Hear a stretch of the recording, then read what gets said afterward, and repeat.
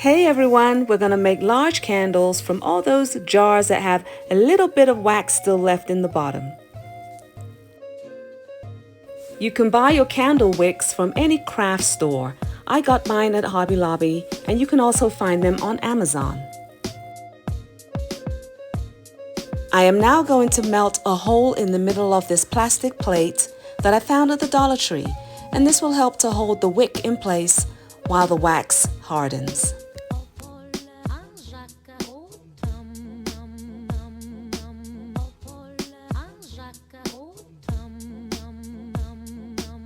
Once you pour the wax, do not move them. Just leave them right there where they are.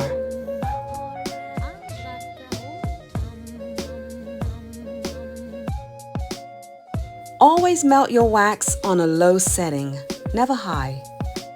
I let my candles sit out overnight.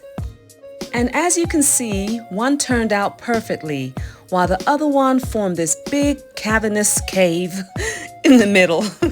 It is a really easy fix. Just melt some more wax and pour it on top of the candle and let it dry again overnight. There are so many theories as to why a hole developed in the middle of the candle, but that's okay. I fixed it.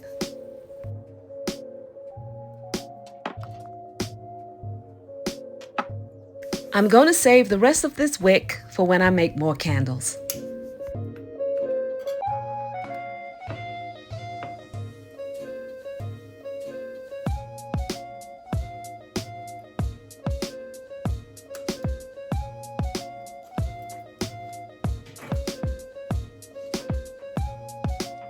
There, both of them are perfect now, but you can still add some scented oils to it if you want the candle smell to be much stronger.